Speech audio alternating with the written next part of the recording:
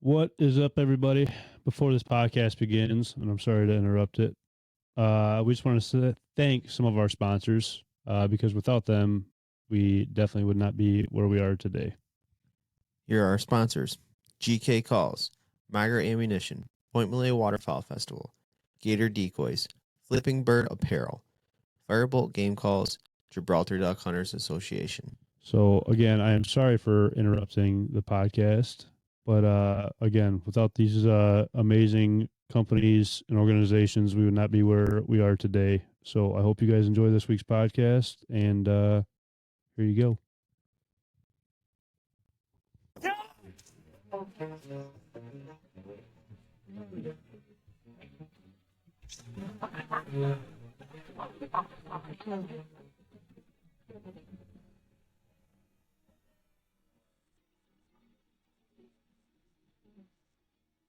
Yeah.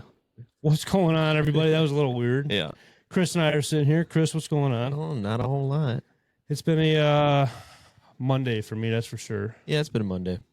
It's been for sure pretty crappy, but we got a great guest tonight. You hooked us up. Yeah. We got Zac Brown, the lead singer in the band. Zac Brown is with us tonight. I'm sure you get that all the time, honestly. All the time. I'm sure. Yes. Thank God you're here. I'm happy to have you, dude. We just talked for like 2 hours before the podcast even started. And it's been awesome even meeting you just for the first time now. But you want to just tell the listeners who Zac Brown is, what kind of music you sing to or listen to in your pastime, and who is Zac Brown? I'm just a small town kid. I born and raised. I told myself I wouldn't come back here, but here I am. Small town in Oklahoma. We're dang near into Kansas. About you could throw a rock into Kansas from my house. But yeah, grew up deer hunting with my dad and my grandpas, and that was really about as far as the outdoors went. I would go turkey hunt with my dad in the spring, but I never really took hold of it till my adult years. I say that because I'm a whole 28 years old. So I didn't start turkey hunting till, I don't know, 6 years ago, roughly, for myself. But waterfowling about 10 years, something like that. So here again, it's another one that I discovered on my own, found it on my own, and started chasing it. Nobody in my family's ever waterfowled, so there's kind of a brief overview of my hunting career. Now, you're huge into photography now, correct? That's my wife. Okay, she's big into photography. Okay, gotcha. I mean, one, I'll say this: photography is a whole different realm of hunting, man. Like that is like people think it's I'm getting away from pulling the trigger and this that that's a whole different trigger pull. I feel like So kudos to her for, and I feel like women have that kind of eye for photography. They definitely do. That's pretty awesome though. So do you work for a couple different companies or what's that? You're ambassador, right, for Hawk, right? Yes, sir. Okay. For them and a company called Rapid Rope. They are, I don't even remember. I haven't spoke to those guys in a little bit. I kind of feel bad for saying that on air, but it's been a little bit since I've talked to them. We've had a lot going on around the house, but for Rapid Rope, and then my wife and I have worked for various different companies in the outdoor space, just going to trade shows and just selling product or, sharing our personal experiences on why we think people should use said product. And kind of grew up doing it, really. My dad, best friends with a guy that lived here in town, had a custom call shop. And so I was always going to trade shows at a very young age, striking turkey calls or blowing duck calls or what have you before I even knew what I was doing. So it kind of, I guess in a way, it kind of comes natural just because that's what what I grew up doing. But as far as like directly working for a company, not necessarily. My wife and I both have, full blown day jobs and trying to do more, trying to put more irons in the fire, get more money for the family. So, but for you, like, is it? I feel like it's important to have that kind of separation.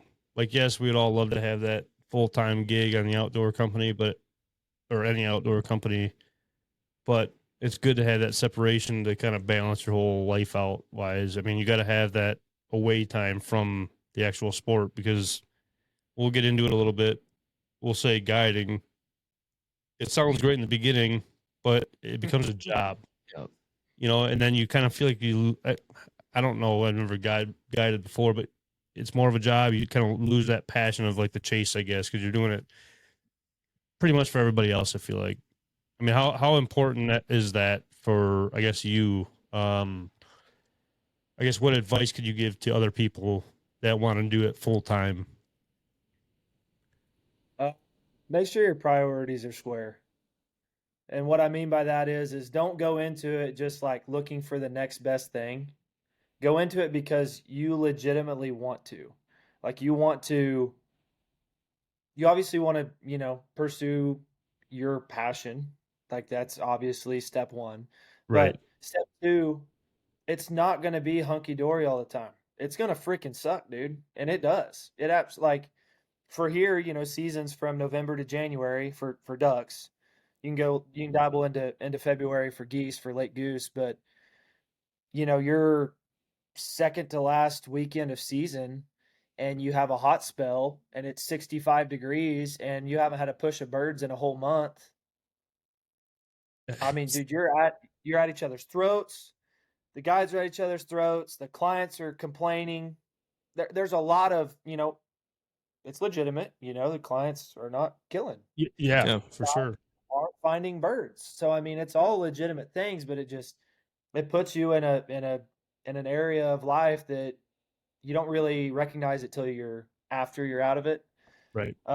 So I would say be prepared, have your priorities straight. Obviously, in my opinion, what I did was I made sure I had a good girl before I got rolling. I made sure I was square there. I mean, I married her, so we're good.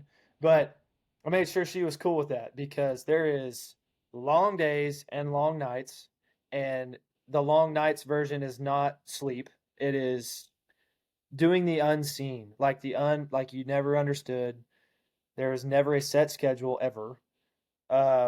Unless if, you're working with one group a day and you're with like a club, I guess, Right. where Right. you're taking maybe 3 groups a week. Then at that point, you're a little bit more consistent. You can depend on a little bit more things than normal. But what I'm used to is running 3, 4, 5, sometimes 6 groups a day, every day. Like we're Really? just every That's a day, lot. nonstop. And Down there, so, that's how the flight is down there. Like they're just like that consistent with that.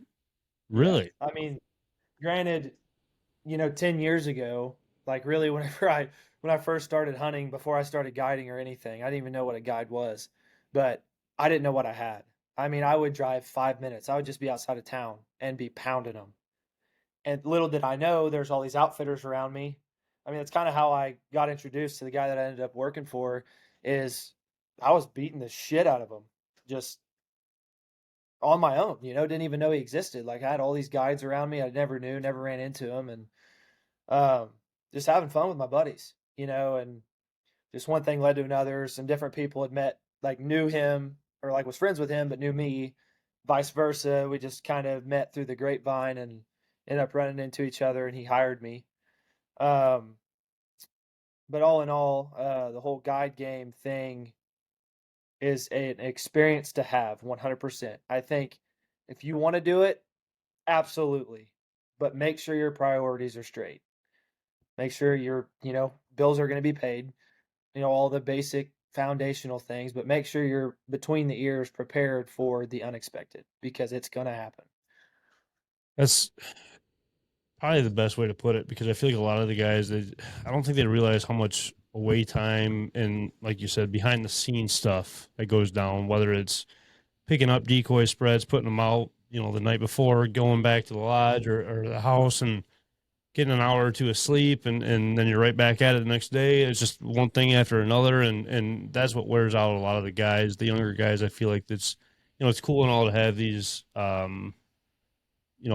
sponsorships per se, or, connections and stuff, and meeting all these people and posting all these sweet pile pics and stuff. But I mean, you're scouting the first year. I mean, you're kind of just learning the area if you're coming from different states per se, which they're not going to expect that, I feel like. And then two, like I say, you're probably not pulling the trigger. You're probably just sitting there watching the client shoot, and all the behind the scenes, after the clients are down for the night, everything. It's all that just hard labor on yourself, man, that people just, a lot of people see the outside version of everything. They don't see That's definitely probably the best description we've had on the podcast, though.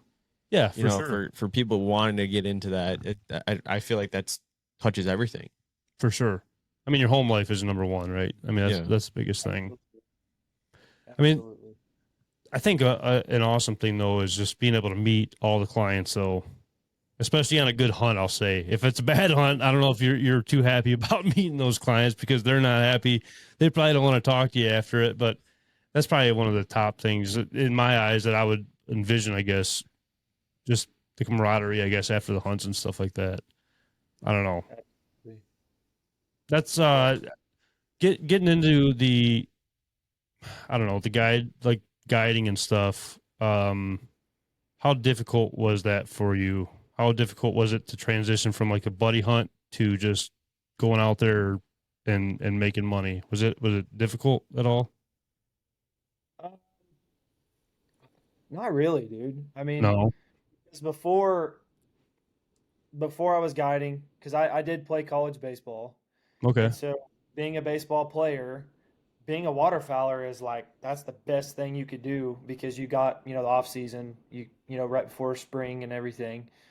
You got all the time in the world, all you're required to do is really just work out, do your throwing program. Cause I was a pitcher.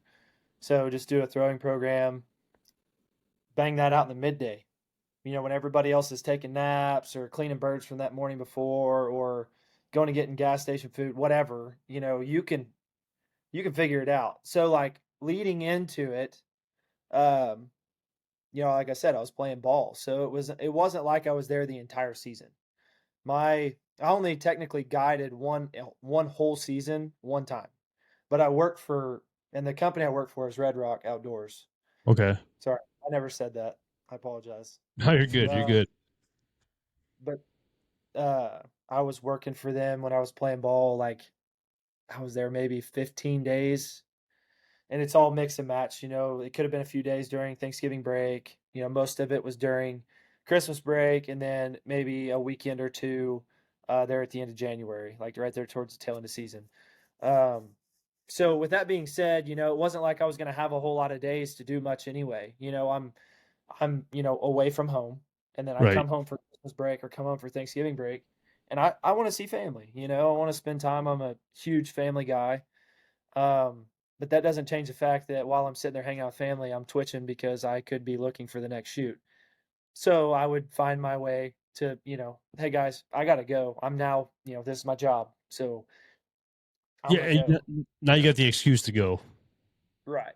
So that was an easy transition for me because it actually made it, like, I guess in my family's eyes, the way that I perceived it, the way that they were perceiving it, is that he's working, he's making money, he's trying something, like with his limited time, he's trying to make some money with a job that, you don't have to, work 60 days to get, this kind of whatever, it's just, if you show up, we're going to put you to work and you're going to get paid for it. So it was actually pretty awesome. Like the guy that owns the joint, his name's Josh Medlin, and the guy was in my wedding, like one of my best friends. Love that guy to death. And he was always super, you put in the time, you work hard, I'm going to take care of you. And he definitely did. Like we still, like I said, we still run around and do whatever together. We're always chasing something when we get together, whether it's a golf ball or a deer or a duck. But, definitely chasing a golf ball around, that's for sure. We just went golfing the other day doing it and, chasing it, whether it's 300 yards one way or 300 yards the other way. I can promise you it's not down the fairway. I'll say this, though. You see how easy pitchers have it other than like other positions, man? They only have to come in and work so many times and just do their little arm workouts, do a couple pulls back and forth. Kyle played college ball too, so he's... Yeah, I All get right. it. I get it. Where'd you play at by chance?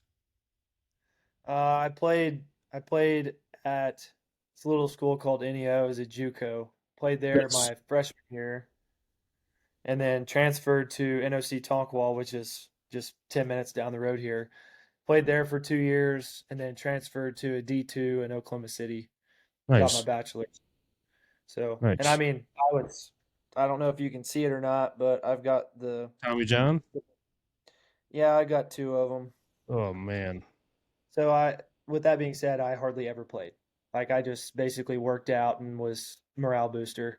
I was the ultimate cheerleader, and I served my purpose, but I didn't get to play a whole lot, unfortunately. I But think that's a big part though with waterfowl hunting, like the camaraderie inside the blind, like a team, right? I mean, just yeah, kind of everybody together, being able to talk, communicate, joke, laugh, whatever it is, be frustrated. I mean, it's like that whole team mentality kind Yeah. of thing. And that's kind of why, for me personally, it'd be hard to get away from like the group of guys that we hunt with, like the weekend warrior guys, like the family and friends, because everybody's got like their role, like just like your ball team and stuff. So it might not be tough as like I think it would be, but I think that's kind of what makes me keep on wanting to do that. Just that morale, like inside that main group of guys, that main team. Sport. It's funny how much sports relates back to hunting. Yeah. It's insane, It's honestly. pretty crazy. yep, I don't know. I agree. I agree. It'll never leave ever. Like No. that wanting to win, but even more wanting to win with your boys, like with your Yes. team. That drive, it never dies ever. Yes. Like Just the memories that you're making, whatever yeah. it may be. I don't know. It It's gets like the tough. next step. You know, like you get done with like playing sports, whether it be college or high school and whatnot, and then like, all right, what's next? Right. You know. I mean, honestly. But I mean, yeah. I mean, for me personally, I don't know about you. Like, there hit a point in my, I guess, collegiate career where I was like, man, yeah, probably just hunting's the way to go. I'm not gonna be sticking the ball no more. Just Yeah. probably hunting's would be the way to go. I don't know. It's kind of a good transaction. I didn't realize that until not that long ago how much that went hand in hand, and maybe that's why I kind of stuck to that. Especially the dog scenario, man. You have a dog. How old's your pup? He'll be 7 in November. Same with mine. Well, Really? in August, but heading them dogs to them hunts, man, is just the best thing in the world. Honestly, Yeah. it is unbelievable. Do you do like hunt trials or anything? No. So I was going to the guy that because I initially trained her first 2 years. Like I thought I knew what I was doing. I'd bought or the Cornerstone Gun Dog Academy, Yeah, Barton the app. Ramsey and Harveen and those guys. I got the program from them and ran her off of it while I could. This was all while I was playing college baseball. I was hardly ever home. I would get like 5 minutes a day max with her. Right. So I couldn't get the casting thing. I couldn't get the program infused into her. I knew it was something I was doing. And then life got really busy after I got done with college ball. So I just sent her off to a good friend of mine, lives out in Western Oklahoma, and he got her collar conditioned, and it just was kind of from Cornerstone to, your traditional dog training. It was a big jump for her being Mm-hmm. 2.5 years old. So he had her for a little while. But got her geared up, ready to go that year she turned 4. And prior to that, she got I think they called it pyometria. It's just basically where their lady junk gets really bad infected, can grow cancer or is growing cancer. Gotcha. Had several visits with the ER, like couldn't figure it out, and then finally got it figured out, got her business taken out. But my goal was to, Reader. take that training, and then he was going to take her to all these trials and stuff because that's what he does. Like he takes various different dogs, and so he was going to get her ribboned up and try to get some ribbons under her belt, some titles or what have you, whatever she was going to do, and then have some badass puppies with her. Right. That didn't happen, unfortunately. So now she's sitting here. She's my little couch potato during the summer, and then she bulks up in the waterfowl season. Yeah. For you guys, like, I don't know, when I got Ellie, she's my first dog, first lab, and I think the whole family, honestly. And when I got her, I said, I know she's not going to do everything that, I mean, you know how it is. Everybody gets a lab and they're like, my dog's going to do this and that and be whistle trained and and none of that happens at all. Right. So it sucks to say, like, I took it as, if I can learn myself off of my first dog and kind of see where things go with her to kind of get an idea of training wise, or I know she's not going to be the greatest dog hunting wise. I mean, she's an amazing dog in general.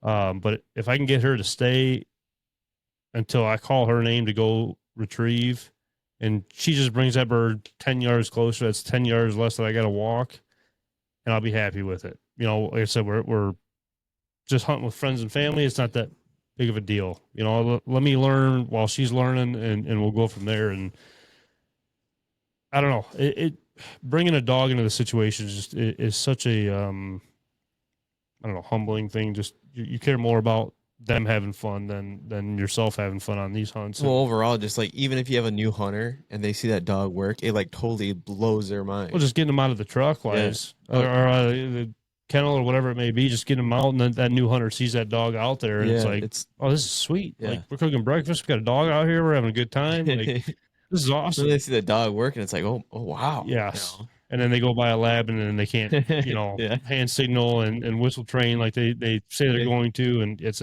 yeah, I don't know. Waterfowl hunters are kind of weird when it comes to dogs, I guess. Yeah. I don't know. How is it down there with guys that like hunt? You say there's a lot of client or guide services outfitters out that way. Are guys kind of as weird as they are up here with, you know, their dog's the best dog in the area and this, that, and the other? Like, is it a big dick swinging contest, basically? It just depends on who you talk to, really. I got you. I mean, the guys that I run with, the guys that I have ran with in the past, you know, like a lot of the guides that I, you know, like I told before, you know, still great friends of mine. We don't get to hunt together anymore because they're working, but right. You know, all of our, like, the guide service has a bloodline or a, you know, a title name, where it seems as though that every one of us to some degree has a Ponderosa pup. That's the bloodline. Maddie's a Ponderosa pup. So like when we would hunt together, it's just a team, dude. Like it's really not about us, you know, like we're there trying to put our dogs, like work them the best, give them the best hand signal, set them up for the best success, but obviously trying to set up the clients.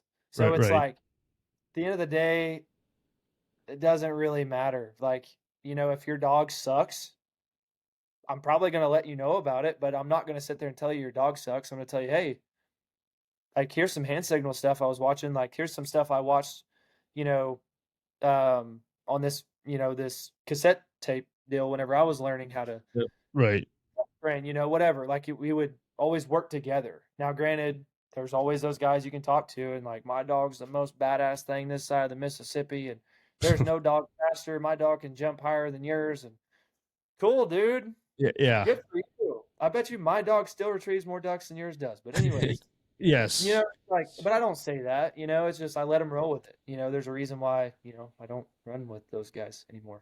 So, and it goes like with turkey hunting too, which we'll get into, like the whole turkey hunting aspect of everything. But over time, it's just one of those things where it's just like, yeah, like you said, like throw a thumbs up, sweet, good for you, buddy. Yeah, and just kind of roll on with your day and not care at all. Like, you want a ribbon or it? But I do feel like the youth, though, like the younger generation of hunters, they see that, and I don't know, maybe that's another reason out of many reasons why people get out of it, because it's such a competition with whatever you do. Yeah. Whether it's dogs or the hunting or the pictures or whatever it is, it's just. It's so hard because people are so competitive, but at the same time, like, you almost have to like put your competitiveness aside to welcome younger hunters Right. and like new hunters and stuff like that. Nobody wants to help, I guess, at the end of the day, and that's what sucks. Like we talked about before the podcast, everybody's on the same boat, but everybody follows the crowd. Not everybody follows the crowd, but a lot of people follow the crowd where they think that's the coolest thing to do. Yeah. Where when in reality they don't even want to be in that boat, I guess. Sure. I don't know. I feel like a lot of people will look into something, and not trying to cut you off there, but this is a prime example. Like today, you got to have a Can-Am that's lifted, wheels and tires. You got to have the quack rack set. You got to have the Stingray LEDs. You got to have the Sitka waders, and you got to have the Benelli SB3 over the heydays. And a lot of people, when they're getting into this, they don't have money that could shake a feather at that. Right. Yeah. So they're already defeated. And where does that idea come from? It's what they see. It's what they scroll through every single day. Social How do media. I take pictures? How do I take pictures that are that clear and that cool? Money, and they're already defeated because they're like, I don't have $15,000 laying around, so I want to be able to take pictures like that. But I don't, like I said, I don't have that money laying around, so I'm not even going to get started, So there's Me and Chris were there's just trouble talking about waters going on, we were talking about that yesterday, I think it was. Or was it The day yeah. before. No, it was yesterday when we were getting those blinds out of the field. I think it was what it was. Anyway, Yeah. they always say that numbers are going downhill quick with hunting numbers or licenses being sold. You don't have those hunt camps like you used to growing up, like where you go out of state, about deer hunting camps or going up north where nobody knew anything about anybody's business. Like, so-and-so shot a deer, and that's all you see about that thing, or all you hear about that thing. Now all you see all over the place are all these big bucks, all these piles of geese, this 4-bearded turkey with 2-inch hooks on them or whatever it is, and they got to top that, and everybody's like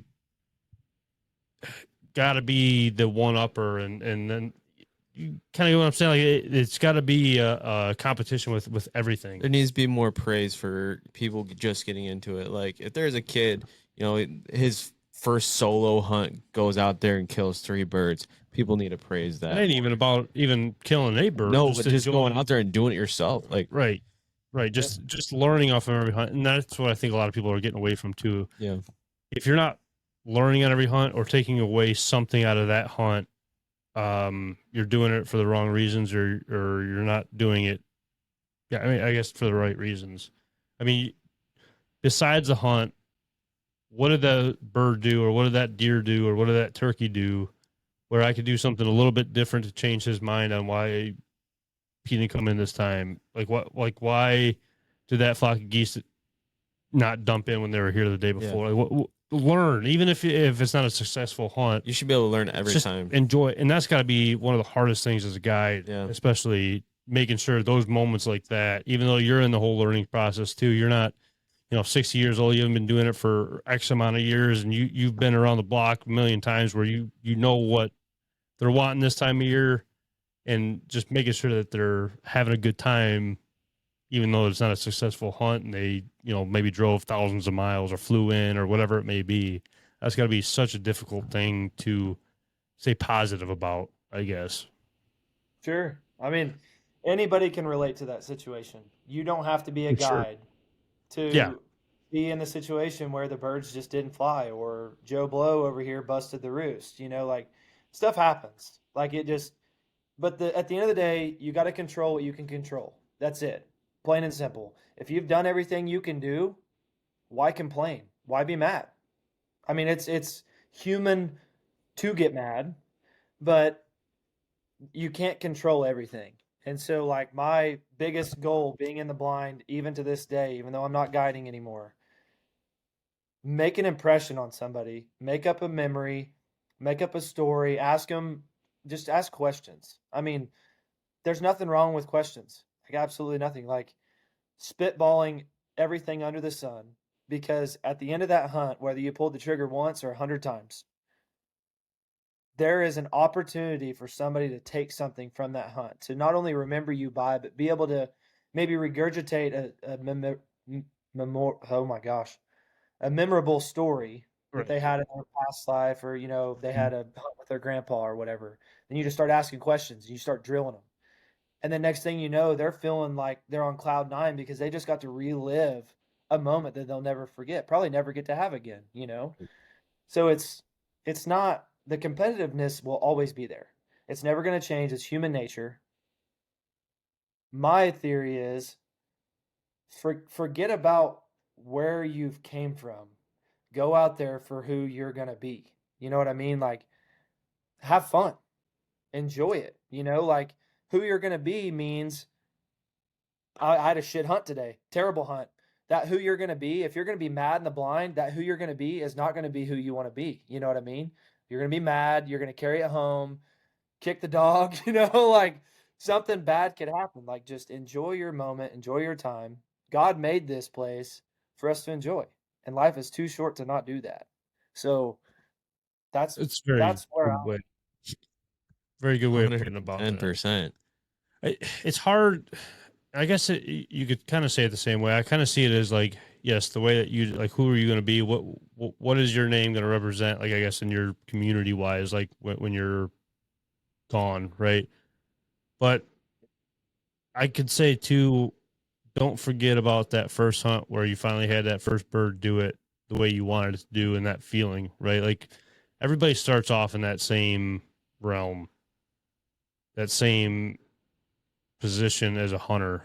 So I don't, not saying you're saying this, but not getting away from your roots and the reason why you're doing this before you knew all these people that you know now, and these big pages that you talk to, and all these, forget about all of that. Just don't forget about the reason why you started doing it, why you got hooked on it as well. Absolutely. That would be kind of my takeaway.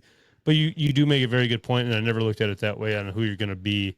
But with that, though, I feel like you can still get away from like your roots on the why, the whole why reason you keep on doing this. Yeah.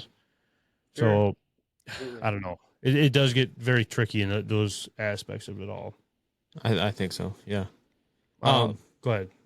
So you're an ambassador for Huck, and you're an ambassador for that other company, the rope company. Yeah. Okay. So we talk all the time about, how can you get in the industry? Like, we got a lot of younger people that follow us, and ask, how can we get in? What's the biggest way to get in? How do I do it? How do I do it? What's the right way? There's, we talk to many people about this, like, what's the right way and what's the wrong way? What's your thoughts on like how to get in the industry, and like what's the best way to do it? How did you get in? Yeah. How did you get into it? And then,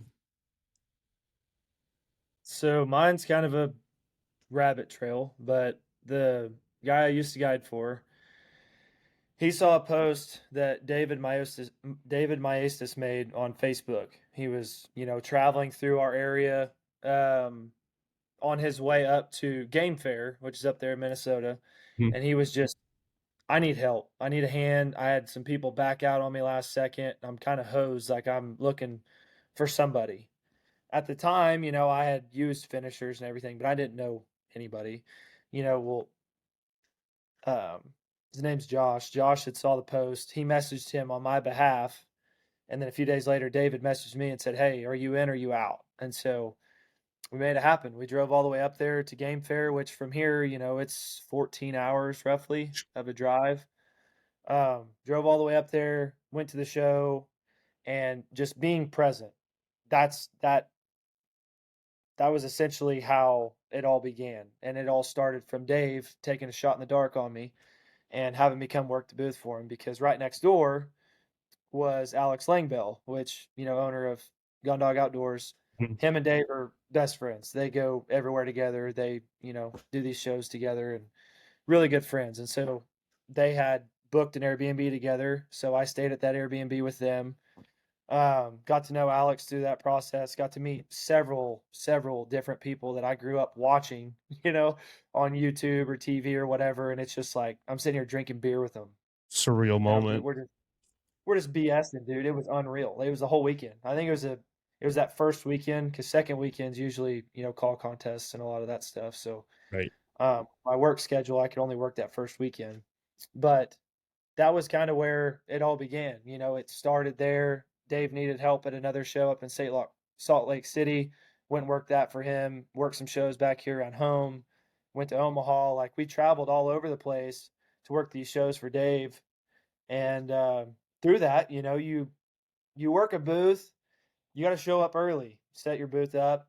You got to stay late to break your booth down. You know, at the end of every day or whenever you're packing up to leave. And so through that process, you're around, you know, a lot of like the Wade Shoemakers of the world. And, you know, there's so many different people that everybody look at that, you know, has hundreds of thousands of followers. They're just as human as we are. You know, they're down to earth, great people. A lot of those guys that, like I said, I grew up watching are now, like I call them very good friends of mine. So it's, like I said, it's just, I got very fortunate, got invited, got asked to come help. But from just somebody coming off the street, just be present, just show up. Don't be scared. You know, if there's a long freaking line to meet somebody, it's not really the best opportunity because it's just going to be a handshake and let me sign your hat and then on to the next one. Right. You know, show up to these shows. Like NWTF is a prime example. That is a huge show. Everybody goes to that. It's a great chance to go to these booths whenever they're not as busy and just, hey man, Zac Brown, nice to meet you. I've been watching you for years. You know, I got some questions for you. You know, what do you think about this? And you start a conversation. You may leave an impression, you may not, but that was kind of how things evolved for me, was just talking to people, you know, asking questions and getting to know them, you know, not wanting to get something out of them, you know, like, hey, give me a discount. You know, that's not the way to go about it. Like, go to meet That's the somebody. biggest thing. We talk about that a lot. It seems like every kid now, not every kid, I shouldn't say that, but a lot of people see, you know, in your bio, in your Instagram bio, oh, I gotta have this, gotta have the discount code, I gotta have that. You don't need that, but you know, a lot of people are seeking it, right? We talk a lot about not so much having that in the bio, but they're seeing more of they think they have to have a pro staff kind of in their bio to be somebody in this world, and they think that messaging them on a social media account is the way to get attached to somebody. Yeah. And we also talk about it all the time too, where having like Mark from Migra up and Sean Stahl and Rob from Combat, at the end of the day, yeah, they are facing behind some big name companies. And even talking like I've talked a handful of times, not a hand, I mean a bunch to like Q-Tip. I don't know if you're familiar with Q-Tip from Migra. Oh yeah. Just sitting there for a half hour to an hour on the phone with him, or just any of those guys. Like Sean Stahl will just randomly text me and my dad and our buddy Brian once in a while, just BS with us. And it's like, I remember back in high school hearing that name and being like, man, that'd be cool to hunt with those guys and get to know those guys and stuff, and thinking that there's no way on this earth that we'd have that opportunity. And then we actually have it all happen and understanding, like you said, they're just normal guys out there. There's nothing different about them. They just want to go out there, have a good time and hunt. It's crazy the different perspectives that you see from behind the screen to in person, I guess. It's just everybody's the same. Nobody is better than anybody out there. Everybody is, whether they have this platform or not, we're all the same. We all want to go out there, have fun with our buddies, and just have a good time. I feel like the biggest thing, though, too, is like they're just normal guys wanting to be normal guys. So just be a normal guy and hang out with normal guys. You know, like hang out with those guys and just be normal. Don't try to put on a scene of like, oh, you know, this, and that. Just be normal. I feel like the collegiate aspect, right? Like we're trying to get into college ball. You see all these guys when the scouts start coming around, guys jumping around, acting all different, and trying to get just in front of the scouts. And the scouts, I feel like, know that. Like they know that they're there, they're present. If people are just acting stupid out there, right? And it's the guys that kind of just shut up, do the job, and those are the guys that are getting noticed. The guys that are just there and just, they're playing their own ball, their normal ball. Yes, there's nothing different about any of it. They're just having fun with it. Those are the guys that are gonna, I guess, go further. I guess per se, not that again, anybody's further than the next guy, but those are the guys that stand out more than the guys that are doing, cartwheels out in center field or whatever at the banana game. You know what I mean? It's just, I don't know. Have you ever been to one of those, the banana game? No, but I've watched about every Facebook video you can. I And want to They're go so there. cool. I heard the other day, not this is way off topic, obviously, but I heard the other day there was like 3 million people like waiting just to go watch them. Really? It's insane. They've really blown up. And crazy to Yeah. think like they almost like just folded completely not that long Yeah. ago, and they're selling out crowds. Like it's just, I don't know, it's nuts, man. Playing at stadiums now and everything. It's insane. Well, it's a simple concept, dude. They're hitting people in the heart. Their Yes. whole theory is not about baseball. Not even like obviously they're playing a game, like they're playing baseball, but their idea is like it's about the fans. Like you watch any, like I said, I watched all the Facebook videos. Like you watch any of them, and they are giving the praise to the folks that are coming to witness this. Like they want to not just entertain, but like leave those people with an unforgettable experience. Like I think anybody going to their first Major League Baseball game, that's an unforgettable experience, no matter what. But when you go to one of those games, it's pretty evident. It's like a circus crossed with baseball, but it's controlled chaos, and it's awesome. It's cool. It kind of just, and that's the thing too, where I'll even bring it back to you had a podcast, correct? Back, however long ago, not that long ago, it sounded like when you were talking about that, or a group that you started up Well, with your buddies and friends. Yeah. Yeah. Just using an example wise, where a couple years ago, like the banana guys almost folded because they weren't making money or whatever it may have been. Nobody's coming to the shows. It's the right time, right place, man. Social media has been great to them, and that's why they blew up. And there's just, I think that's a lot of companies. Honestly, it's not that it's a bad product, and it's not that it's bad people behind it. It's just putting it in front of the right people and finding that right time to promote it, I guess. Right? I mean, Banana Ball has been great since TikTok and Yeah. Instagram Reels and all of that. Before that, Mm-hmm. who knew anything about them? And like I said, I guess what I'm wrapping up is like it all kind of ties back into like the podcast aspect, the hunting platforms out there, the hunting gear, whatever it may be. There's too many people that give up too soon, is what I'm saying. And if you just are doing it because you love doing it and just keep on rolling with it, it'll happen for you. Yeah. Just don't overthink it. You never know when that next, turn's going to be and, Yes. how far that turn's going to take you. Yes. I guess that's what I'm Yeah. kind of getting back into the hunting now with the banana ball. Going back to Oklahoma hunting, waterfowl wise, that's crazy. You did not know there was a single outfitter around you and you're just burning these birds all over the place. I mean, that's got to be even hard to like find properties though, like just areas to hunt because everything's bought out around you. Well, Or that's how it least- is. That's how it is now, absolutely. But 10 plus years ago, it was like I said, I was born and raised here. I know just about everybody here, and just about everybody knows me, through my parents or my grandparents. One way or another, I'm going to be able to get a number to call somebody. Right. And so it was easy. It was like one afternoon, go out and scout, like a Friday afternoon, and, had some buddies wanting to hunt Saturday morning, and just go out and find some ducks on a pond. And, hey, Joe Blow, can I hunt your pond in the morning? Yeah, sure. Hunt anytime you want to. You don't even have to ask. Just, you're the only one I'm allowed to go out there. It's just you. And, I trust you. So Right. make sure you don't have a bunch of knuckleheads going with you, but, be respectful to my land and I'll respect you and you can hunt here anytime you want. And that's how it was for years. I mean, years and years. There was even properties that I would go and hunt with other buddies on their permission, and then they would screw around and, screw it up. But that farmer would call me the following year, hey, I want you hunting my stuff. I appreciate you and your group of buddies. I know your family. I know where you come from. I don't know you super well, but I know your family. I know you mean well.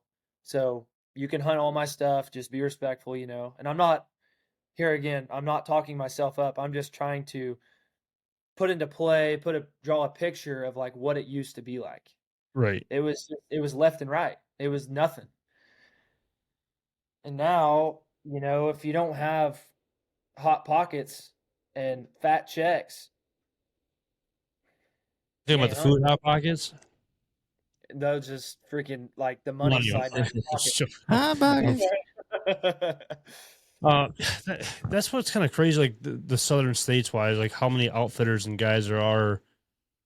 And I mean, could you imagine starting off like getting into waterfowl now with how many, like, especially down in your Yeah, area? it's got to be really tough. Like, where do you even go? I mean, there's like even the public land, it just seems like it's so flooded out. And it's just insane. Like, why people think that the numbers, like, they're wondering why the numbers are going down in licenses sold every single year. And it's like, well, where do they even hunt at anymore? If you don't have X amount of money, when you can barely put like pay your bills, I guess. Where do you plan on, like, where can I even hunt at? Yeah. So now, how do you work? How do you work around that now with everyone guiding around you? How do you hunt? Really, I just have two farmers, two or three. I kind of share some properties with some outfitters, with the one I used to work for, with that specific farmer. But I just have two sole farmers that I even hunt on anymore. And really, the one farmer that I mainly hunt on, he's like a family friend. Like we've known him. My dad used to work for his dad when my dad was like 15. So like we know that family through and through. So he's going to let me hunt anything of his. But there is some people that live, right there or own property right there or, another fellow outfitter that leases all around that. And so Mhm. every time I hunt it, it's a freaking fight every time. Somebody gets fussy. It's a freaking mess. It's not even fun to deal with anymore, really. Like it yeah, there's a Makes it lot of easy. back. Makes it easy Yeah. to go back to deer hunting at that Yeah. point. Well, do you see that kind of pressure with like turkeys and deer hunting as well with the guided hunts? Uh, Guiding with turkeys and deer, like they're around, don't get me wrong. But like Oklahoma a few years ago went from a three bird state to a one bird state because our population was trash, like just went in the hole. So I I wouldn't say it's anywhere near the waterfowl, like not even close. But they are around. There are guys that will lease up a lot of deer ground and simultaneously will have turkeys on them, so it helps. But yeah, I mean, my wife and I just killed our first Oklahoma birds for the first time in 3 seasons this year, like this Oh, spring, just because it's you know we have a property we can hunt that they have had turkeys on them, but they want to be across the road on the leased ground where that's just where they want to be. It's just one of them deals where you just kind of throw your hands up. I mean, really, the only reason we killed birds this year is because I got a really good friend of mine that's got some family ground. Um, he had a bunch of birds. He had already killed his and got some buddies on him, and he invited us out and got us on our one bird apiece. But if it weren't for him, we would have went another year without killing a bird for sure because we just don't have the coin, you know. it's tough, So man. It's gotta be such it's just a I don't know, shitty feeling not to be. Especially that's your home. That's like your home grounds. Like, Yes, and then know that you can't go out there because you just it's not in the cards right now in this point of your life, and a lot of people's point of their lives to spend thousands and thousands of dollars to go out there for one turkey or just this one slew that hopefully gets birds on it a couple times a year or whatever. And I'm so glad that we don't have to pay a dime for the properties wise, because it's like we've had farmers and landowners ask us like to lease it out, and it's like, I'm not paying you this amount of money per day for hopefully the birds to show up, or yeah. per the year for hopefully the birds to show up this year. They were here last year, but I don't know if it was a fluke thing or not. I mean, was it just one of those things where it was just they got pushed over there that day and I ended up seeing them. I don't know. We're very lucky with the farmers we have. Oh, for sure. For sure. But the thing is, we keep that relationship up. We're last weekend and this past weekend, we were at farmers' houses. Yes. Already talking about waterfowl season. And that's what's so important, to have that relationship, whether it's family or not family. It's not about how much money you could spend at the end of the day. It's just being good people and respecting their land. And I always thought it was the money scenario where we got to throw X amount of hundreds of dollars per day, and these guys got to pay, we'll all pay $100 per person, and we'll go burn them. How can a farmer say no? They don't care. A lot of them don't care about the money. They just want good, respectable. I don't even know what word I was just trying to say. Respectful people on their property. Yes. And that might be different down in Oklahoma for Zach. It might be, and that's got to be even tougher. Yeah, I don't know. Would you say it's the same story or no? It's coming around.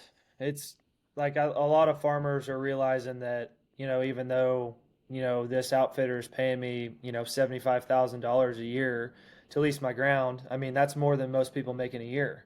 So right off the rip, they're like, yeah, let's go.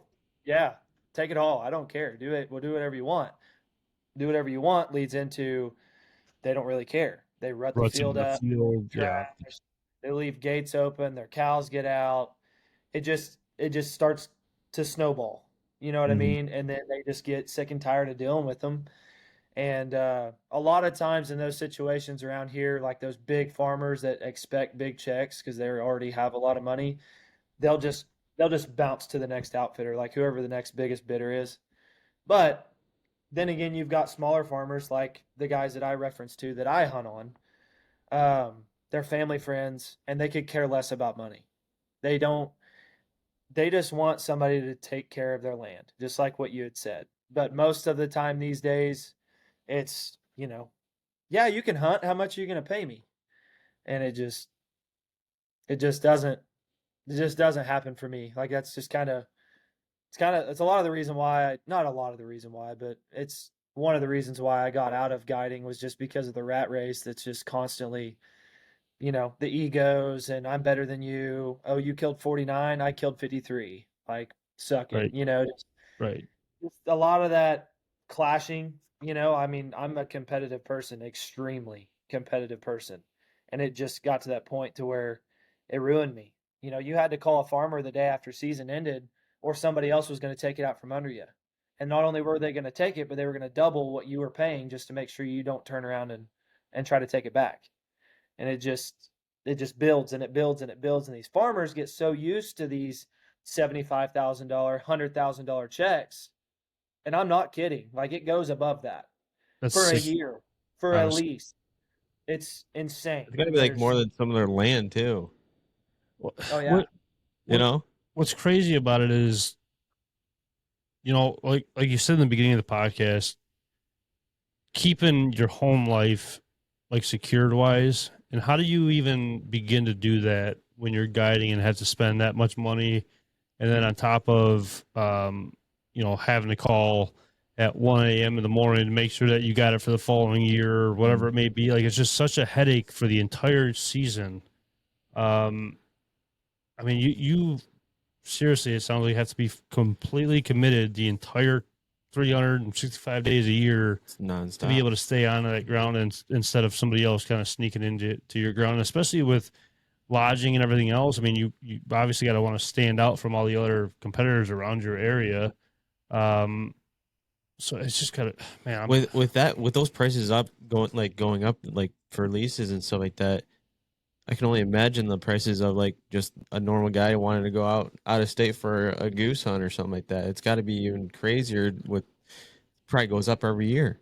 Do you know anything about that, Zach? Like guys paying for guided hunts? Yeah, they got to be going up every year with those prices are going up. What I've experienced, a lot of the guys, obviously inflation that's going on. Everybody's jacking the prices up, whether you're selling donuts or, but what I have seen is a lot of guys will raise their prices to increase the experience of the client. So that comes with lodging, that comes with, new meals. decoy, More, side by sides, more lines of transportation to the field, because not every outfitter can afford, the newest, nicest Yukon XL with their freaking outfitter logo printed on the back glass and all over everywhere else to drive them to the field. Not everybody can afford that, Right. and some people don't do that. Some people aren't into that. A lot of the guys that I experienced at Red Rock was these are just good old boys, like they're coming to have a good time. Like they're gonna have a good time no matter what. Like they're cooking us guides dinner, telling us like eat and eat and eat, take these leftovers. Like we want to take care of you guys because you guys are the ones, trying to take care of us, whether we killed or not. Like we're dealing with good quality people. And they're willing to pay that money to get that experience, you know what I mean? Yeah. I can't really speak for, other outfitters because I've never experienced them. I've never dabbled outside of that. But it yeah, a lot of what I've said thus far makes it sound like guiding is dog shit. And It's in my opinion, it's not. It's really yes. not. I just was talking a lot about the negatives. The place that I used to work for, love those guys to death, would give my shirt off of my back for any of those guys, any day of the week. Even though I don't work for them, still love them to death and support them in any way that I can. Even though, they are paying for money for land, they're paying for money for this or that to make sure that their clients are taken care of. I want to help them if I can because for one, I can't compete. But Right. for two, they're my friends and I want to see them succeed. So they leave me alone with my stuff. And then, I just, if I see birds on their stuff, I'll call one of them. Hey, you got ducks here or whatever. There's 5,000 geese in this field, go get it. But And that we're relationship. talking. Go ahead. Go ahead. No, that was it. We're talking about our own perspective on guiding Yeah. guided hunts, right? Like we're going out there, we're grinding. We love to scout. We love to chase the birds. We love to set the spreads. But we're not talking about the guys that can only go out one or two times a year. That's all they can afford, and that's what they love to do. They love to go out there, and finding the right guide service is huge, and that's why it's important, I guess. Why there is guide services, I Yeah. guess. You know what I mean? Like if you're out there just buddy hunting all the time, the odds of you just inviting random people on every single hunt and not getting anything out of it is slim to none. So for them to go down south or north or wherever and knock some birds off their bucket list or experience some new things, I mean, that's when they really prosper, I guess. I mean, just that those are like the good things. We're looking at it as the guy serves the outfitter as your average Joe just wanting to freelance, I guess, is the negative side of things. The positive is I'm Billy Bob and want to go out there once or twice a year and that's it. I want to go to Oklahoma this year and Wyoming to go shoot some skinny water mallards or something. I'm going to look for a guide service. Yeah. And I'm going to look for the best one and just go with it. Yeah. So I know what you're saying. I don't mean to be negative either with the whole guiding. I mean, there's amazing guides. There's amazing outfitters out there. There's a time and place for everything.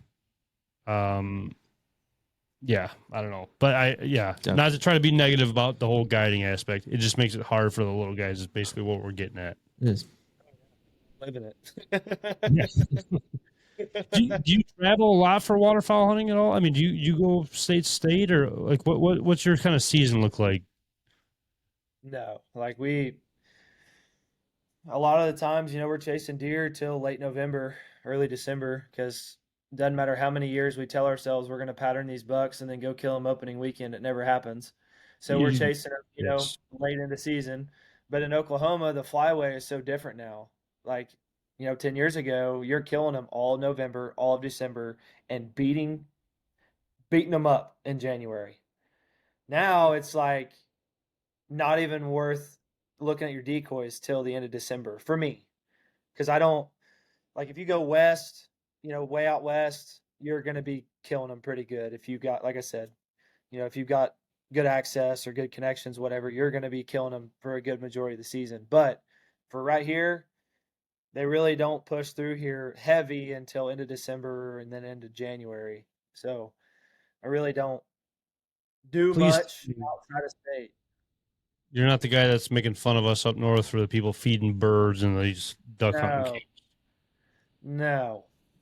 That is like one of the biggest excuses I feel like I hear from We've people, heard it enough. where It's all almost these too much. duck hunting camps on the Mississippi and all this other BS. I feel like you're feeding them birds. where they've been doing it for 100 years, and the flyway was still amazing.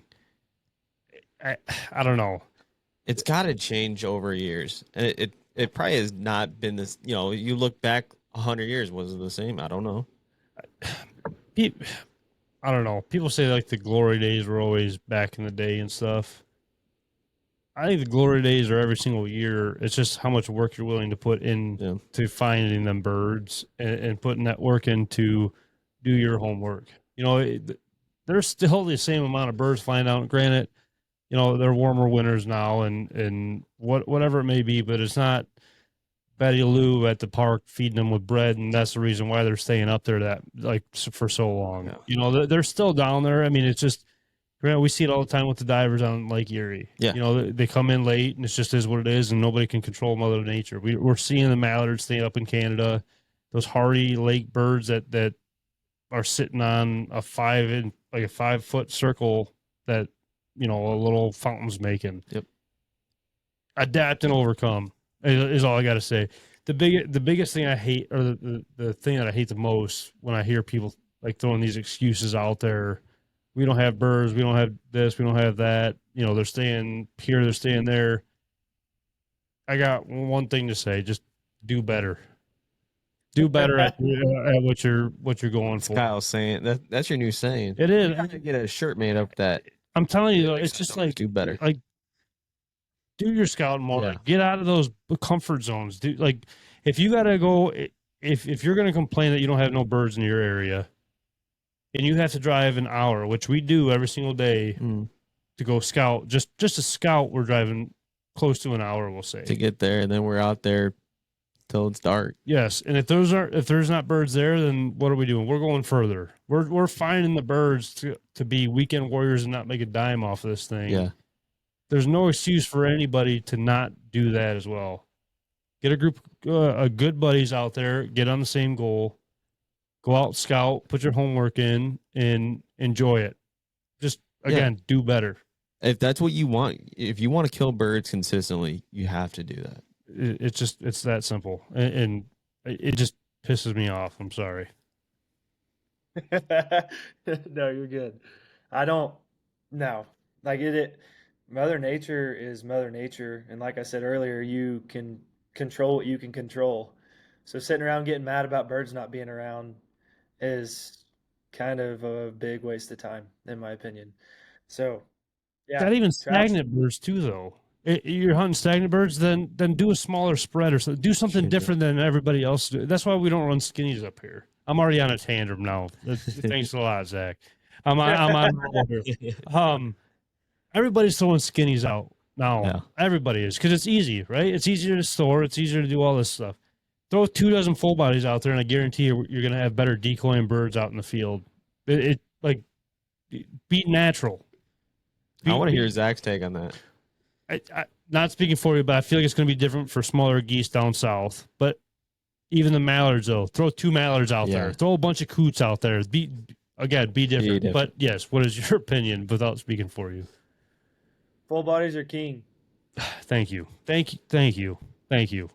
In my opinion, I mean, I think every decoy serves its purpose. Absolutely. I mean, 100%. like down here, you know, hunting little geese, they come by the thousands. And if you don't have thousands of decoys out, they're probably just going to give you the middle finger. I mean, really, especially if you're running traffic. Yeah, I don't even traffic little geese. Like, I don't even attempt to. I've done it one time, and we got into them decent. I mean, they were on the next field over. The wind was blowing like 50 miles an hour. It was like a super weird weather day, and I just got lucky. I think we killed like 52 or 53 that day, little geese, and it was, you know, lesser specks, snows, all the geese. No big geese, but it was all the other times I ever tried it, you know, they would get to about 100, and then they would hit that imaginary wall and just keep going. And you just sit there and watch it all day long. Just enough to piss you off. And so really out here, if you don't have the X, you're probably not going to do that good. So when you do get the X, you want to put your best foot forward. So if you have a field edge or something you can hide in out of an A-frame layouts, what have you, I'm throwing full bodies 1000%. But if I have to get out in the middle of a field, you can't not use socks and silhouettes. Like it's so flat out here. They can see for miles. They can see the next field over and be like, that's the exact same field as this one. I really don't want that one anymore. I'm just gonna fly over them and go to that one. So you gotta throw the whole kitchen sink at them from my perspective, as far as the socks and skinnies. So, But I can't stand sitting in the middle of the field throwing A-frames out there. I think it just looks stupid. Or I did, I should say. When Sean came over this past season, he got to the field in the morning, and I've never met Sean in person before. And you know, you're hunting with Sean Stahl, so you're gonna be sitting back just kind of just sucking it all in, right? You're gonna be a sponge. I said, here's a field. Let's see what you're gonna do with it.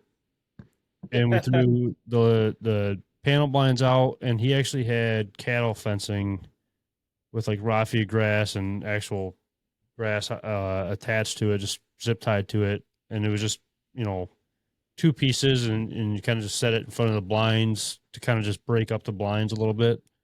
And up here we get, you know, some weed growth and some overgrowth from whatever, the grass, you know, whatever it may be. I was amazed by how much those blinds disappeared instead of just throwing that blind out there, but throwing other structured pieces around it. Kind of like Saskatchewan, I hear all the time, like they throw like these islands around like the A-frames to make it just look like one big, just grassy gnome almost.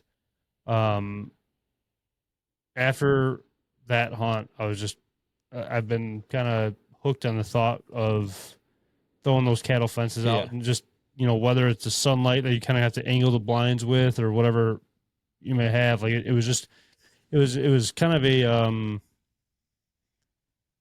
kind of realization that, one, obviously nobody knows everything about hunting. Like you can get away with a lot more than you think you can, but it all depends on location. I feel like of how you set up, which that's just up here though. I don't know how it is down there. Obviously, that obviously might not work, you know, 30 miles to the west of us. Even who knows?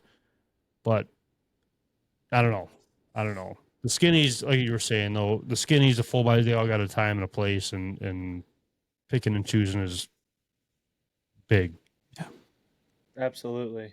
Yeah, we do that. We do that back home. Like we do that here is try to mimic like a lot of the times we'll get out into like waterways, even like for ag fields, you just have waterways.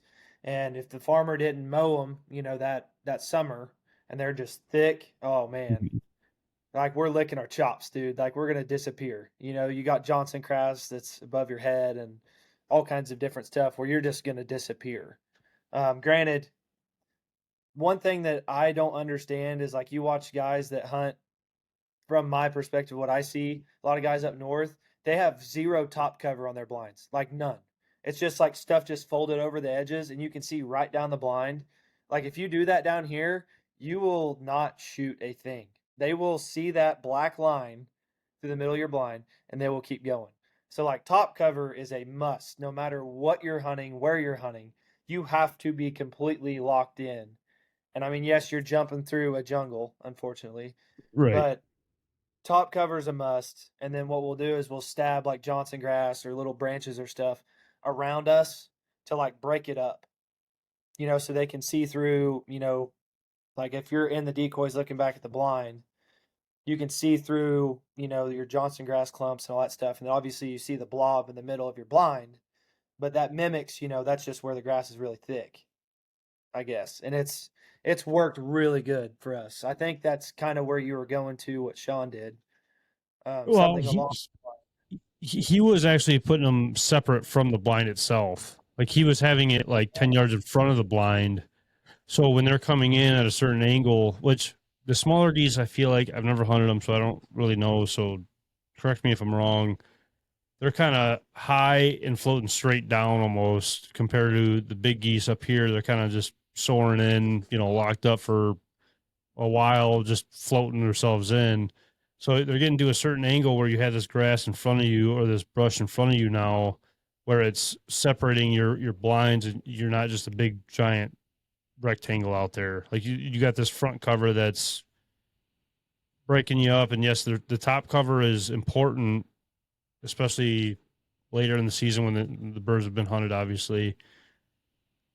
But for around here, it depends on pressure earlier on, like who's hunting what birds. Like for us, we have, I'll say 4 to 5 main roosts that we hunt that we're like the only ones besides maybe my buddies on the other side of the highway, which we kind of know how each other hunt. We know like we're bouncing birds back and forth, and that's the only pressure that we have. Obviously, Oklahoma sounds way different with all the outfitters and stuff, but you just gotta, like I said, do better than the next guy. But yeah, Sean had those like 5 to 10 yards out in front of us, just breaking that blind up a little bit, so it wasn't just a big clump; it was a whole little grassy island. It seemed like. Yeah, he made an island in the middle of a field. I wish I took a picture of that, and I never did. It was pretty cool. I've never seen it. I've heard about it, like I said, up in Saskatchewan area, but it was pretty cool how well it worked. It was a midday hunt too. Like we set up at like 9 o'clock. We were done by 2. Yeah, no, it was even later than that. It was like 10. We got there at 9. Yeah, we were done by I think noon. I think for sure, or something like that, with a 10-man limit with Sean Stahl coming in. I was like, yeah, it was sweet. Kyle looks at me. He's like, "Do you realize what we were doing?" I'm like, "Yeah, I'm freaking shaking right now." It was pretty. It was pretty, and he still makes fun of my dad for using the bidet. Maybe I shouldn't have said that, but whatever. Right. So changing the topic of like waterfowl, you do a lot of deer hunting. Like, what's your progress? Like, what's your strategies like right now on like you food plots or anything like that, or how do you? What's your summer look like for deer hunting, and then getting into deer hunting? What's your season look like with that? Really, I strive to be better prepared every year, but somehow, some way, I always find something else to do.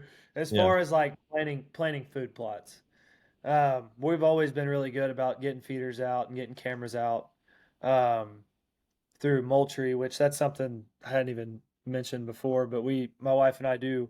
We're on the field staff team for Moultrie, and so through that, they're wanting to get content and stuff for, to fill in our end of the deal. Mm-hmm. So like over the last year, we've been a lot better about, getting cameras out and stuff, sooner. Mm-hmm. So like I was kind of alluding to, like I always try to, do better about getting on it early. Even last year, I was still late to the game, but we've already got some cameras out this year, and just seeing little nothings, just little bit of velvet showing. But yeah, that's really the extent as far as like what we get done is just like getting corn on the ground or some grain of some sort, like protein, which protein's hard to do because it does rain a decent amount around here. So, if you don't have a good sealed feeder, it's just a block the next time you go over there. But again, we hunt with a good friend of mine on his ranch. Primarily, we do have a few places of our own that are just basically pass-through places. We just usually try to hunt during rut, because we just don't hold deer. It's legitimately just grass. That's it. Yeah. There's like 3 trees on on all the properties. Jeez. So it's different. It's a very unique setup, and it is a permission spot. So it's not like we could really just go in and, do a full-blown food plot and all this stuff, because you got to get permission. The guy doesn't really want that. So on those properties, we really can't do that. On my buddy's property we hunt on, they are putting out food plots. They are doing these things, but it's their land. So we just kind of, you going out to the ranch this weekend? Yeah. You going to do food plots? Yeah. All right, let's go. So I guess that was a very long explanation, but in years past, really haven't done a whole lot of preparation other than cameras and feed, Yeah. really. So you weren't here, but he was talking about him and his wife work with Moultrie, Oh, and so that they get a lot of cameras up early, like you were saying, and try to get the pictures and whatnot. so we have a cameras that we use. How are the Moultrie cameras? The cell cams, top notch. So I'll preface this because it does look bad if I sit here and tell them they're the best thing since sliced bread just because I work for them. That's not the case. Not even close. I had 2 of their cell cams before my wife and I ever even spoke to them. And I had been using a different brand, several Mhm. different brands. And the transition to Moultrie, like I said, before we ever spoke to those guys, was the easiest thing I've ever done. The Really? app is user friendly as all get out. I love it. Like it's so simple. There's a lot of different plans you can use, whatever, but like just the hands free of it, like that makes it so nice because you can just anywhere just tap on the app and you can log in. But a lot of the other companies I use, as far as setting a camera up in the field, there's a lot of different settings you got to adjust. You got to do all this different stuff. You got to make sure your SD card's in. You got to make sure you have this right adapter to plug in the solar panel, and there's all this different junk. Moultrie's no Oh, SD cards, oh, like none. really? It all goes through the cloud and goes to your phone. You That's save your photos you want. So that's like, what is that, $30 for an SD Wow. card Yeah. these days? You don't need it. They're gone. Everything's through the phone, through the app. And then that even better, you use their feeders. It goes through the feed hub, which goes through the same app, same platform, same everything. You just go to the feed side. You either click on your cameras or you go to your feed side. And it's simple to use. But then you go to the quality and it's like there's no comparison in my opinion because like I said, I've used them all. And they are by far and large the simplest but most effective and most cost efficient that I've found out of them all. Like I'm very big fan of Moultrie. Like have been before, like I said, we ever started working with them. Right. And that wasn't trying to put you on the spot for I like yeah, and I know obviously you said it wasn't just for that reason, but um I don't know. I've been thinking about switching cameras. That's really good to know though. Like we haven't really talked about trail cams like on the podcast, and that's kind of a good topic to talk about. Moving forward too. What other people are using and whatnot. Yeah, I have Moultrie. I thoroughly enjoy it. Might have to switch. Might have to make. I have that other brand too, but might have to make the switch over. You did make a very good point about that. It is very simple. We don't have a lot of deer guys on here that I'd like to, obviously. Like we just, obviously the trail cameras for deer hunting, but we just, I guess, aren't that deep into it yet. Where we want to be. I use it. I'll even use it on my duck holes and turkey spots, obviously. But I don't know. It just seems like the quality of the picture itself on certain cameras aren't the greatest unless you got to buy this extra situation where like you gotta buy the HD version of them or whatever it may be. They're just not top notch, not as high quality as they you would think anyway. Yeah, I don't know. Sure, I don't know. Absolutely. Yeah, that's probably been my favorite thing about using them too, is like putting them on your duck holes because a few of ours that we hunt are an hour plus away, and it's not like I can drive out there and scout that one spot and multiple others. That's the only reason I'm going out there is that one spot. So it makes it difficult. That's where cell cams are so awesome. You can just stab it in the ground, get most of the pond, windage accounted for where they're generally going to be, and then you're good. Slap a solar panel on it and get a lithium battery in it, and you don't touch it. Like those things last so long, like a lot longer than the other companies I've used. That was kind of the same scenario we had. It's a naturally flooded cornfield that we're able to hunt, and it was standing all year last year. And putting that cell camera out there because it's the only field in that area that we can hunt. So you're talking about driving 20, 30 minutes out of your way, one, and then you're, walking back, trying not to spook anything out of that hole that's there, and understanding, what's even going on over there, what time they're coming in, or, whatever it may be. Having that cell camera on there, a lot of time, a lot of effort. Yeah, helped a ton. I mean, obviously you're going to get a ton of pictures that day, so hopefully you got a big enough plan. But I mean, it's just one of those things where it saves you in the long run. Yeah, I don't know, but we'll have to try to get you possibly up here in Michigan, man. You haven't been up here. It'd be whether it's turkey. You and your wife. Your wife's more than welcome too. Which I know you guys got a lot going on with the baby on the way. Again, congratulations for that. Your life's gonna get hectic, I'm sure. It's like I said, it's gonna be tough, but you're more than welcome to come up here, whether it's turkey season, this upcoming waterfowl season, whatever it may be. It'd be awesome to have you up here, man. Yeah, or if you want to hit up the river, you get some walleye or whatever. That'd be fun. Turkey hunt, walleye fishing trip, same day. Be a good time. That would be sick. I mean, I'm just flying by the seat of my pants right now to shoot you straight. There's nothing guaranteed. Every day is a new day, and it's awesome. It's a new experience.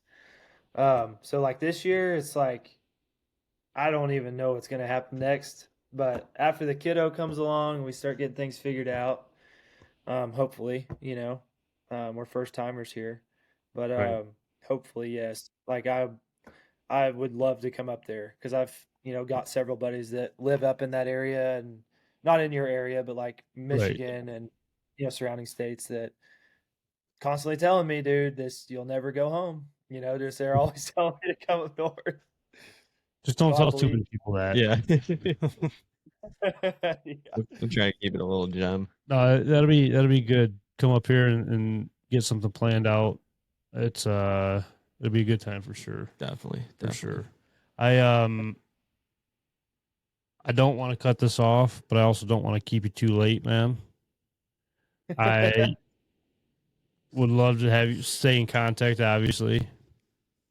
Get on another podcast. We'll do another one. Yes. Yeah. Do you have any last questions for us or anything for us? I really don't. I appreciate y'all's time for having me on and getting to talk a little bit about, the thing that we all love, and that's getting outdoors. So I appreciate it. Yeah, of course, man. Anytime. Anything for you, Chris? Yeah, I got one last question. You chase ducks, you chase geese, chase deer, turkeys. If you had to choose one right now, what would it be? Turkeys.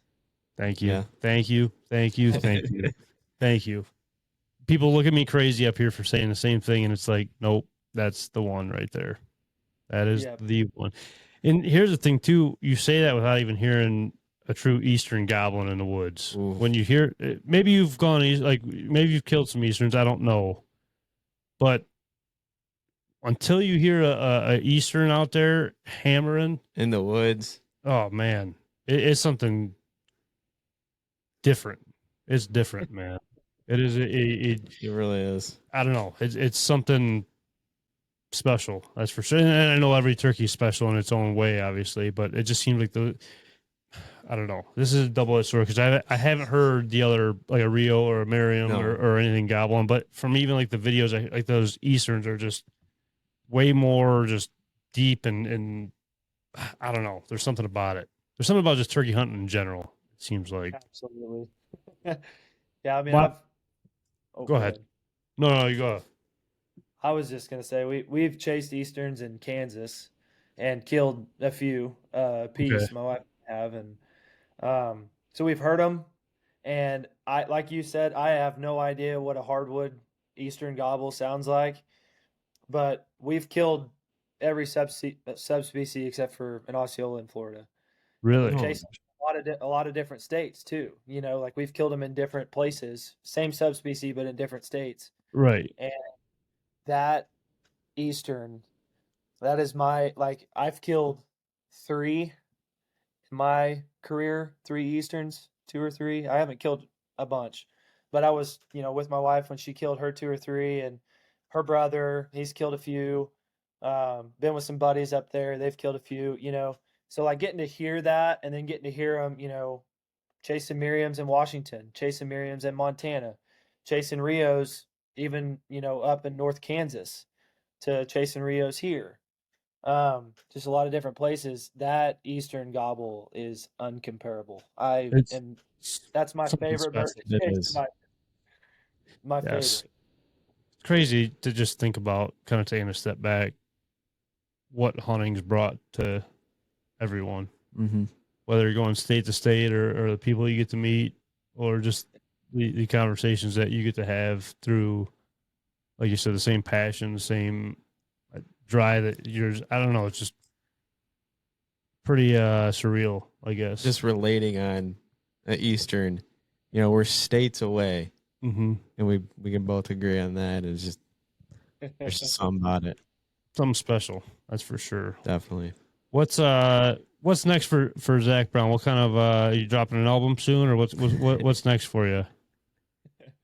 No, we're yeah, we kind of, which is something I didn't even get to tell you guys about, but my wife and I did start like our own page and YouTube and Oh, it's all this awesome. different stuff that we're trying to grow on. Granted, we started it and then a month and a half later found out she was pregnant. So a lot of things that we had building and was growing and like pushing, like it was happening. It was behind the scenes, obviously, which I know for a fact you guys know exactly what I'm talking about. Yep. Mm-hmm. We were growing it and it was going good, and then things slowed down. She has not had the easiest pregnancy whatsoever. She is sick all day, every day, not just in the morning, and it's rough. It's very hard to see the person you love the most go through something like that. So we have like we were working on our honeymoon series because we went to Washington for our honeymoon.